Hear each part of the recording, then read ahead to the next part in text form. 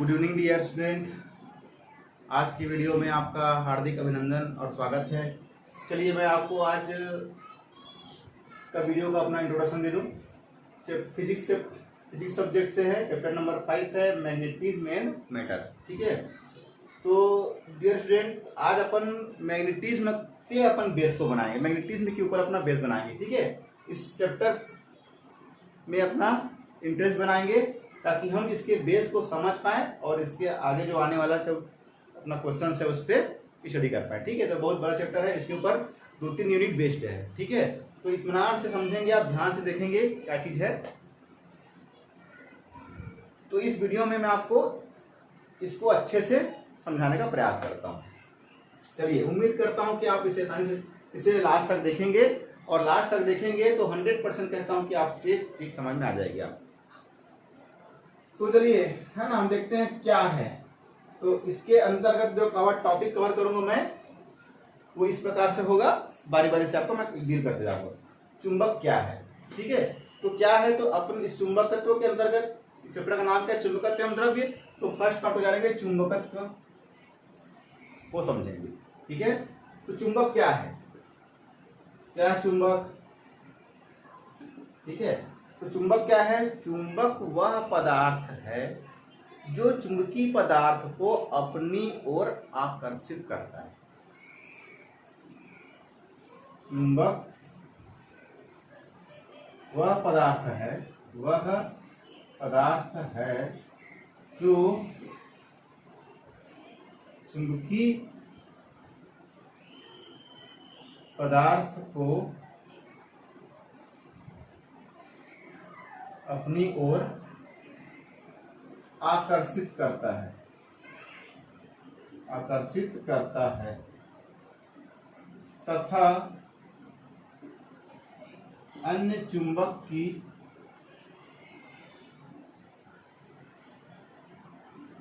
अनुपस्थिति में स्वतंत्रता पूर्वक लटकाए जाने पर सदैव उत्तर दक्षिण दिशा में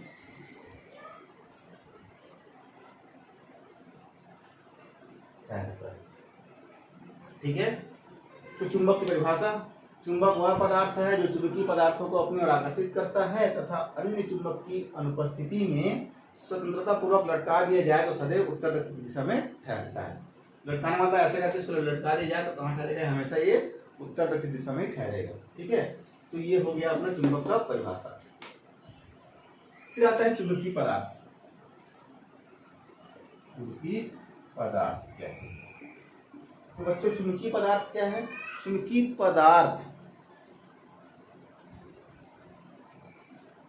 वे पदार्थ जो चुंबक की ओर आकर्षित होते हैं। वे पदार्थ जो चुंबक की ओर आकर्षित होते हैं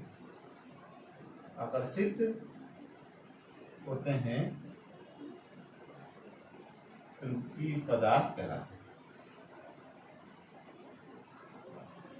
समझ गया, यानी कि चुंबक जिन वस्तुओं को अपनी ओर खींचता है वो वस्तु क्या कहलाते हैं, चुंबकीय पदार्थ कहलाते हैं। ठीक है डियर स्टूडेंट, क्लियर हो पा रहा है मैं क्या बोलना चाह रहा हूं। चलिए फिर अपन आगे देखते हैं चुंबकत्व क्या है। तो ये दोनों को समझ गए तो इसको समझ गए।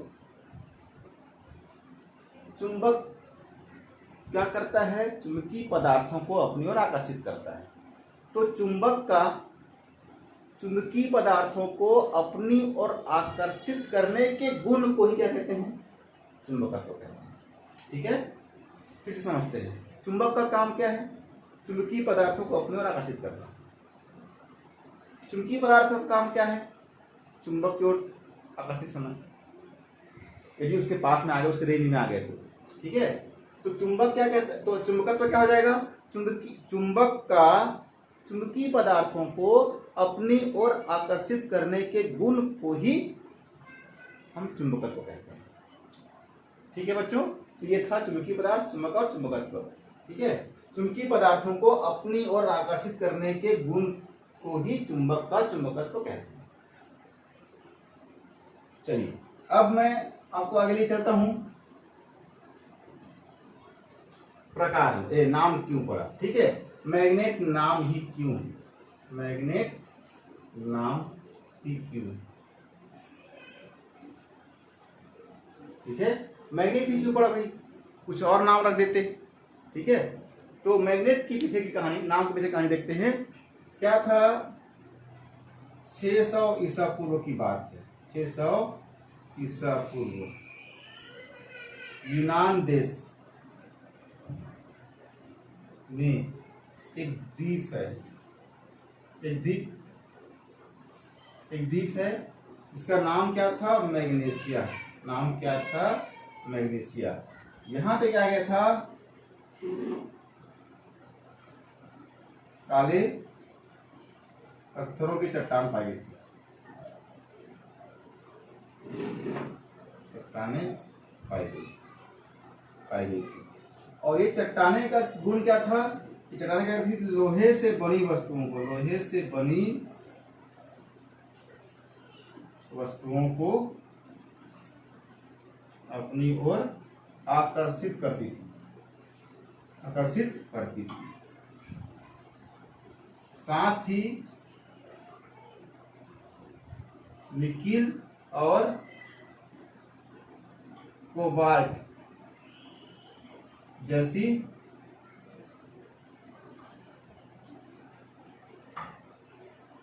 पदार्थों को भी आकर्षित करती थी। ठीक है, और उसके टुकड़े को जब स्वतंत्र को लटकाया गया तो भी उत्तर दक्षिण दिशा में ठहरती थी। तो इसी को क्या कहा गया, चुंबकीय पदार्थों को अपनी ओर आकर्षित करने के, लोहे की वस्तुओं, निकिल कोबाल्ट की वस्तुओं, पदार्थों को अपनी ओर आकर्षित करने के कारण ही उसका नाम क्या पड़ा, चुंबक पड़ा। क्या उसका नाम क्या पड़ा, चुंबक पड़ा। चुंबक मीन्स मैग्नेट। क्योंकि मैग्नेट क्यों पड़ा, एक कहाँ था, एक कहाँ मिला था, मैग्नीशिया में प्राप्त हुआ था। तो इस मैग्नीशिया के नाम के कारण ही इसका नाम क्या पड़ा, मैग्नेटाइट। मैग्नेटाइट भी कहे, मैग्नेटाइट भी कहा जाता है। और इसी मैग्नेटाइट से क्या किसका जन्म हुआ है, मैग्नेट का। ठीक है बच्चों, तो इस नाम के पीछे इतना सारा सार छिपा हुआ है। ठीक है, मैग्नेट ही क्यों। उम्मीद है आपको समझ में आ गया होगा। 600 ईसा पूर्व यूनान देश, एक द्वीप, नाम मैग्नीशिया, काली चट्टानें मिली। चट्टानें क्या करती थी, लोहे से बनी वस्तुओं को अपनी ओर खींच लेती थी। साथ साथ निकिल कोबाल्ट जैसे पदार्थों को भी वो खींचती थी। तो मिला कहाँ पे था, मैग्नीशिया में। इसका उससे कहाँ का जाने लगा, मैग्नेटाइट। और उसी मैग्नेटाइट से क्या हुआ, मैग्नेट का जन्म हुआ, जिससे हम हिंदी में चुंबक कहते हैं। तो ये था नाम के पीछे की स्टोरी। ठीक है बच्चों, चलिए मैं आपको आगे बढ़ाता हूं।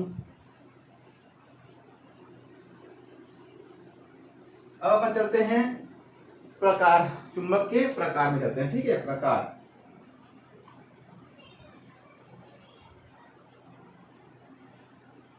चुंबक के प्रकार। तो चुंबक दो टाइप के होते हैं ना, कौन कौन सा होता है, एक होता है प्राकृतिक, एक होता है क्या, प्राकृतिक, दूसरा होता है कृत्रिम। क्या हुआ, कृत्रिम चुंबक। अब प्राकृतिक चुंबक क्या होता है, प्राकृतिक चुंबक वे चुंबक होते हैं जो हमें प्रकृति ने प्रदान किए हैं, है ना, नेचर ने जो प्रदान किया है वो क्या कहलाता है, प्राकृतिक चुंबक कहलाता है। कृत्रिम चुंबक क्या, कृत्रिम चुंबक उसे कहते हैं जो मानव निर्मित है, जिसे किसने बनाया है, मानव ने बनाया है। तो मानव निर्मित चुंबक को क्या कहते हैं हम लोग, कृत्रिम चुंबक कहते हैं। अब बात आती है कि भैया जब प्राकृतिक था तो कृत्रिम क्यों, मतलब क्या जरूरत पड़ गई हमको, आवश्यकता क्यों पड़ी कृत्रिम चुंबक बनाने की। तो इसके पीछे भी समझ लो कहानी। जो प्राकृतिक चुंबक थी उसकी आकृति विषम थी, मतलब निश्चित उसकी आकृति नहीं होती थी। न ही उसका निश्चित आकार था।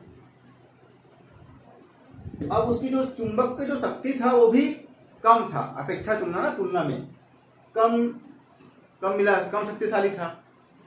और दूसरी बात है, उसका चूंकि चुंबकत्व का शक्ति कम था, आकार निश्चित नहीं था, आवृत्ति भी विषम थी, तो उसका उपयोग भी बहुत कम होने लगा। लेकिन उसका जो कॉन्सेप्ट था, उसका जो लाभ था बहुत ज़्यादा था। तो लोगों ने सोचा, वैज्ञानिक ने सोचा, इतना लाभकारी चीज़ है, इतनी लाभदायक पदार्थ है, तो क्यों ना इसका है ना उपयोग किया जाए अपने सुविधानुसार। तो फिर मानव निर्मित चुंबक हुआ, जिसे कृत्रिम कहा गया। इसमें अपने आवश्यकता अनुसार आकृति, आकार और उसके शक्ति को है ना आवश्यकता अनुसार शक्ति को भी एडजस्ट किए। और जो कि सबसे सुविधाजनक था, आकृति, आकार और शक्तिशाली था, इसलिए उसका उपयोग भी तेजी से होने लगा। आज लगभग बहुत जगहों में उसका उपयोग होता है। ठीक है, मैग्नेटिक चिप बनाने में, ठीक है, और भी इसका बहुत सारे उपयोग है। तो इस प्रकार से प्राकृतिक और कृत्रिम चुंबक आया। कृत्रिम चुंबक में हमारा इसको हम कैसा आकार, इसको धन चुंबक के आकार के रूप में ढाल लिए हम लोग, है ना, नाल चुंबक के आकार में ले लिए, विद्युत चुंबक, ये सब आकृति में उसे हम ढाल पाए। तो चलिए, ये था उसके प्रकार, प्राकृतिक और कृत्रिम चुंबक। बात करते हैं चुंबकीय ध्रुव की। उसके बाद कहते हैं चुंबकीय ध्रुव। चुंबकीय ध्रुव क्या होता है? चुंबकीय ध्रुव तो चुंबकीय ध्रुव में मैं बात कर रहा हूँ। चुंबकीय ध्रुव कहने का मतलब यह है, भैया हम चुंबक को समझ लिए। चुंबक करता क्या है? लोहे से बनी वस्तुओं को अपनी ओर आकर्षित करता है, या चुंबकीय पदार्थों को, अब लोहे से ना बोल के लोहा में क्यों लिखा जा रहा है, चुंबकीय पदार्थ बोलने से जितने भी वस्तु में चुंबक का थोड़ा भी गुण है, चुंबकीय पदार्थ कहलाते हैं। तो अब यहाँ पे क्या होता था, समझते चुंबकीय ध्रुव को ना। ये जो मैं बिंदु बिंदु बना क्या चीज है, ये है, मान लो मेरा कागज का एक टुकड़ा है, और इस पे मैंने क्या कर दिया है, लोहे का बुरादा फैला दिया, और उस पे एक चुंबक को इस प्रकार से रख दिए इस प्लेन पे। ठीक है, तो मैं कुछ देर बाद क्या देखूंगा, ये जो बिंदु दिख रहे हैं आपको, ये जो बुरादे दिख रहे हैं, लोहे का बुरादा है, इसे बिंदु मत समझना, माना कि ये लोहे का बुरादा है, बिना माना तो कुछ होता नहीं है साइंस सब्जेक्ट में। तो ये जो बुरादा है वो क्या हो जाएगा, इस चुंबक पे चिपक जाएगा। ठीक है, माना कि ये धन चुंबक है, माना कि ये लोहे का बुरादा है, तो ये बुरादा क्या होगा, इस चुंबक पे चिपक जाएगा। अब ये चिपका भी तो कैसे चिपका, ये कैसे चिपका कि कुछ जगहों में, कुछ पर्टिकुलर जगहों में ज्यादा मात्रा में चिपक गया, और बाकी जगह के में कम। तो बाकी जगहों की तुलना में जो लोहे का जो चुंबक का जो सिरा था, ठीक है, उस सिरे के पास, सिरे में भी नहीं, सिरे के पास, ये सिरा है मान लो जाए, तो ये सिरे के पास यहाँ पे ऐसा सपोज, ठीक है, तो यहाँ पे सबसे ज्यादा लोहे का बुरादा यहाँ पे चिपका, और बाकी जगह में थोड़ा सा कम रहा। ये पूरा चिपक गया ना, एक भी बाहर नहीं था समतल के अंदर, पूरा चुंबक पे चिपक गया। लेकिन चिपका कैसा था, दो बिंदुओं पे सबसे ज्यादा चिपका था, और बाकी जगह में कम चिपका। तो लोगों को फिर आश्चर्य कि भाई, वैज्ञानिक फिर आश्चर्य पड़ गए कि यही क्यों ज्यादा चिपक रहा है। फिर से उन्होंने छानबीन किए, तो छानबीन में क्या पता चला कि ये जो पर्टिकुलर बिंदु है सिरे के पास, वहां पे सबसे ज्यादा चिपका हुआ है। तो इससे ये निष्कर्ष निकल के सामने आया कि चुंबक के सिरों के पास चुंबकत्व सबसे ज्यादा शक्तिशाली होता है ना, चुंबकत्व सबसे ज्यादा होता है। तो उन बिंदुओं को नाम क्या दिया गया, जिन चुंबकीय सिरों के पास जो बिंदु थे उनका नाम क्या पड़ा, ध्रुव पड़ गया। तो इसका नाम क्या पड़ा, ध्रुव। ठीक है, इसका नाम क्या पड़ा, ध्रुव पड़ा। ये एन ध्रुव और ये एस ध्रुव, या इसको एस बोल सकते हो, इसको भी एन बोल सकते हो, मतलब है ना, तो दो ध्रुव हो गए, एन और एस। एन बोल रहे हो तो एस नहीं बोलोगे, एस बोलो तो एन नहीं बोलोगे। इस प्रकार से एन ध्रुव और क्या बन गया, एस ध्रुव का नाम आ गया। ठीक है, चुंबकीय ध्रुव कहलाते हैं हमारे। चुंबकीय ध्रुव क्या है, जिस बिंदु पर चुंबकत्व सबसे ज्यादा होता है। ठीक है, तो ये था चुंबकीय ध्रुव। चलिए अब आगे बढ़ते हैं। अब आते हैं चुंबक के गुण। चुंबक के गुण को देखिएगा। Attraction, direction, attraction and repulsion and couple.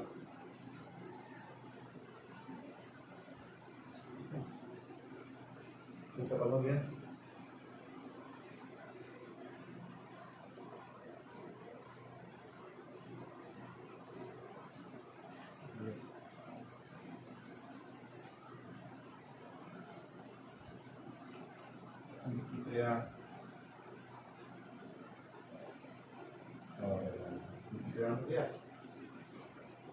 और क्या बच गया? अट्रैक्शन होता है, डायरेक्शन होता है, अट्रैक्शन रिपल्सन हो गया, एनएस कपल हो गया, रिपल्सन सिग्नल हो गया, चुंबकीय प्रेरण हो गया, पटकने पीटने,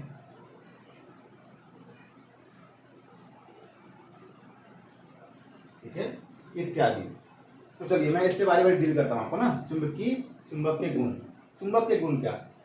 अट्रैक्शन का गुण होता है। अट्रैक्शन का गुण कहने का मतलब है, सीधी सीधे पढ़े हैं, चुंबक की परिभाषा में पढ़े हैं ना, तो पहला क्वालिटी बन जाएगा। चुंबक क्या करता है? चुंबकीय पदार्थों को अपनी ओर आकर्षित करता है, ठीक है। तो अट्रैक्शन का गुण होता है उसके अंदर।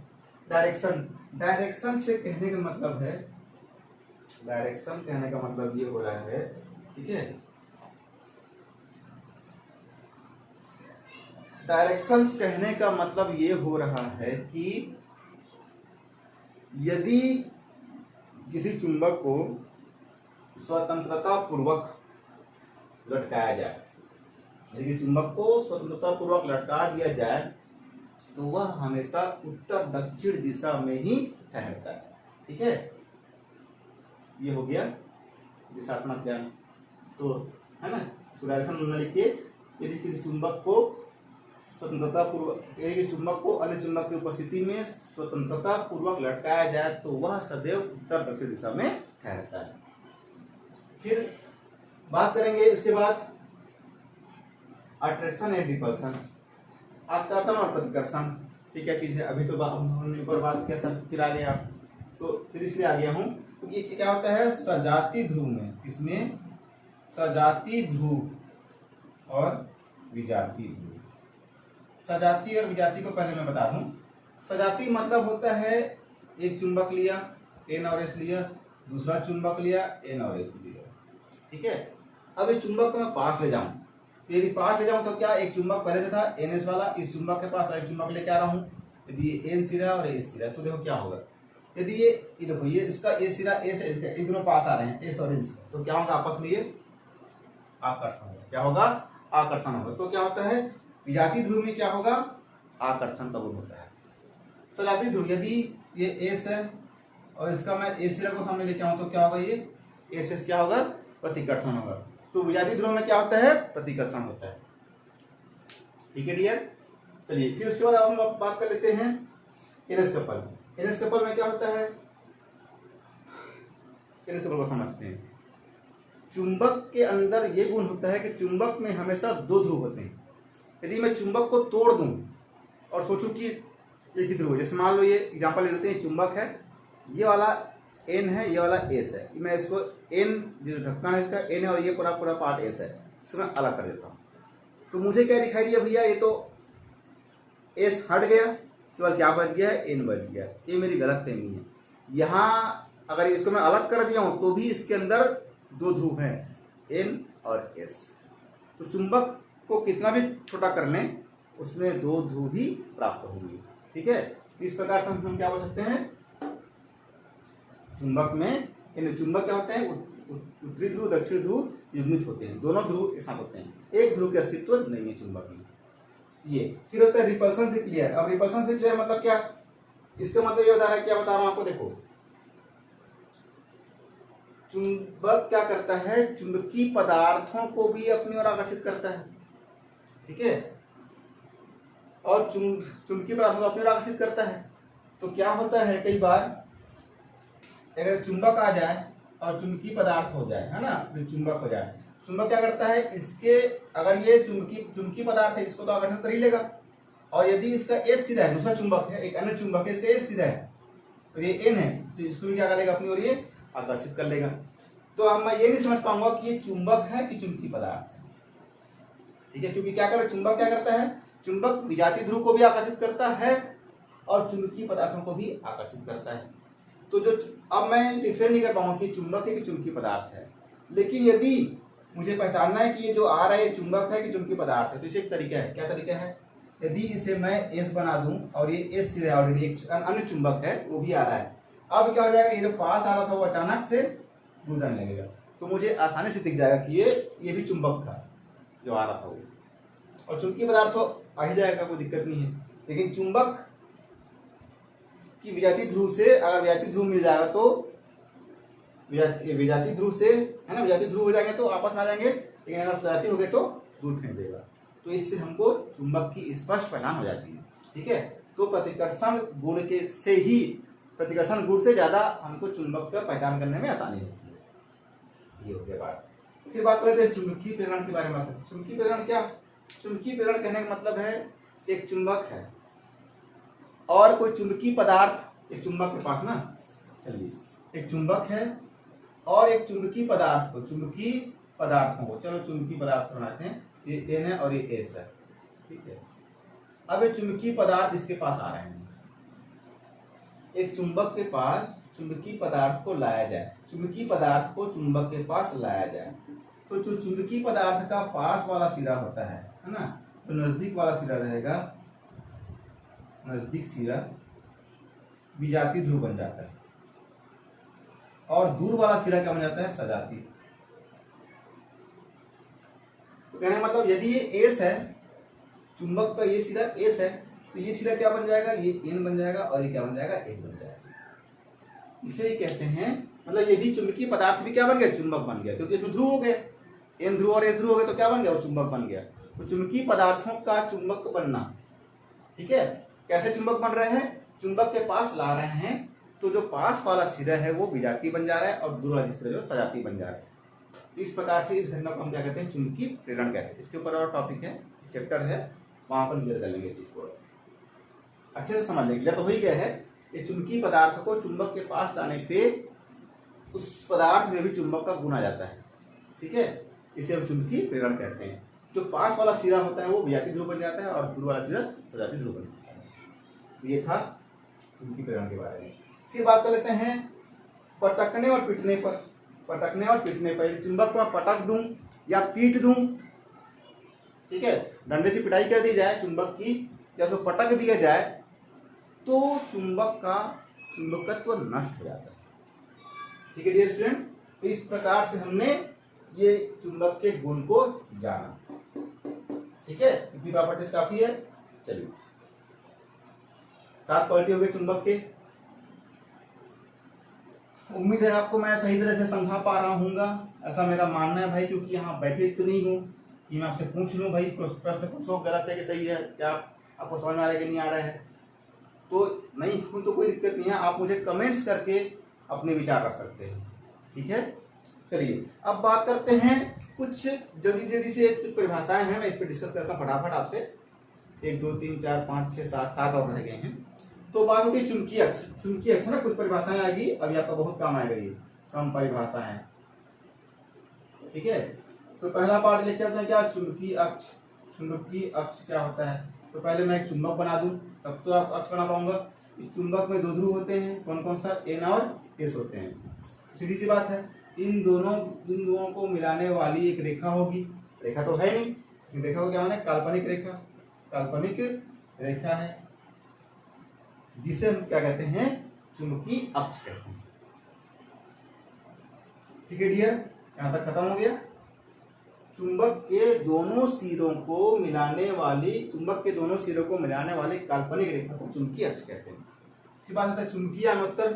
चुंबकीय अमोत्तर क्या, यदि किसी चुंबक को स्वतंत्रता पूर्वक लटकाया जाए तो, ठीक है, ये जो ऊर्ध्वाधर तल है ना, जो समतल है ऊर्ध्वाधर तल में स्थित होता है। ठीक है, ऊर्ध्वाधर तल से गुजरती है। ठीक है, यदि किसी चुंबक को स्वतंत्रता पूर्वक लटकाया जाए तो ऊर्ध्वाधर तल चुंबकीय अक्ष के ऊर्ध्वाधर गुजरती है ना, उसे हम क्या कहते हैं, चुंबकीय यानोत्तर कहते हैं। फिर बात करते हैं चुंबक की प्रभावी लंबाई। चुंबक की प्रभावी लंबाई क्या, चुंबक की प्रभावी लंबाई को देखते हैं। तो क्या होता है चुंबक की प्रभावी लंबाई, चुंबक के दोनों सिरों में, चुंबक के दोनों सिरों के बीच की दूरी को, चुंबक के दोनों सिरों के बीच की दूरी को जिसे हम ट्वेल कहते हैं, और ट्वेल होती है, यही चुंबक की प्रभावी लंबाई होती है। चुंबक के दोनों सिरों के बीच की दूरी को ट्वेल कहते हैं, ट्वेल होती है, और यही ट्वेल उनकी प्रभावी लंबाई कहलाती है। ठीक है, उसके बाद बात आती है ध्रुव प्राबल्य। ध्रुव प्राबल्य, ध्रुव प्राबल्य क्या होता है, ध्रुव प्राबल्य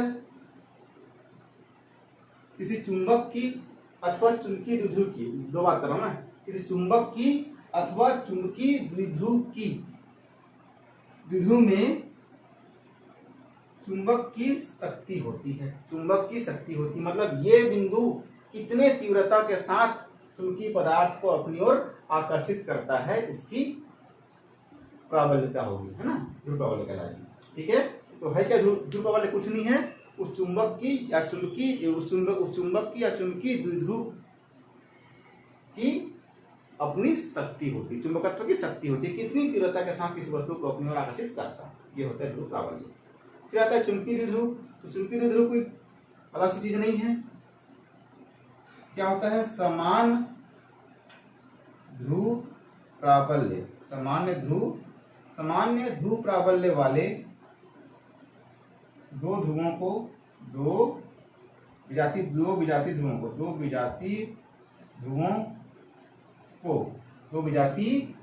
को अल्प दूरी पे रखे जाते हैं। ठीक है, तो इस व्यवस्था को हम क्या कहते हैं, इस व्यवस्था को हम कहते हैं चुंबकीय द्विध्रुव कहते हैं। ठीक है, समान, ये भी एम क्या है, ये भी क्या है, एम प्राबल्य का है, दोनों को क्या रखें, बहुत ही अल्प दूरी पर रख दिए, बहुत ही अल्प दूरी पे रख दिए हैं, इससे हम क्या कह रहे हैं, ध्रुव प्राबल्य कह रहे हैं, सॉरी चुंबकीय द्विध्रुव कह रहे हैं। एक ऐसी व्यवस्था बना दिए हैं कि दोनों का ध्रुव प्राबल्य समान है और दोनों विजातीय हैं, धन और ऋण है, और बहुत अल्प दूरी पे रखे हुए हैं, तो इसे क्या कहेंगे, चुंबकीय द्विध्रुव कहेंगे। ठीक है, ध्रुव प्राबल्य के मात्रा बताना भुला गया, ये होता है एम्पियर मीटर, क्या होता है, एम्पियर मीटर। और बात करते हैं चुंबकीय द्विध्रुव आघूर्ण। चुंबकीय द्विध्रुव आघूर्ण, तो चुंबक की प्रभावकारी लंबाई और उसका ध्रुव प्राबल्य, इन दोनों का गुणा कर दिया जाए तो चुंबक का ध्रुव प्राबल्य, चुंबक के ध्रुव प्राबल्य और उसकी प्रभावी लंबाई के गुणनफल को क्या कहते हैं, चुंबकीय द्विध्रुव आघूर्ण कहते हैं। ठीक है डियर स्टूडेंट, इसका मात्रा कितना होता है, एम्पियर मीटर स्क्वायर होता है, एम्पियर मीटर स्क्वायर होता है। तो ये हो गया सारी चीजें। अब एक चीज बचे केवल क्या, चुंबकीय क्षेत्र। चुंबकीय क्षेत्र क्या, सीधी सी बात है भाई, चुंबक के चारों ओर का वह क्षेत्र जहां पे कोई चुंबकीय पदार्थ अपने ऊपर एक बल का अनुभव करता है, या चुंबक के चारों ओर का वह क्षेत्र जहां तक उस चुंबक का प्रभाव है, चुंबकीय क्षेत्र होगा, चुंबकीय क्या होगा, क्षेत्र होगा। और एक होता है चुंबकीय क्षेत्र की तीव्रता, चुंबकीय क्षेत्र की तीव्रता, एक भूल गया था, लिख देता हूं।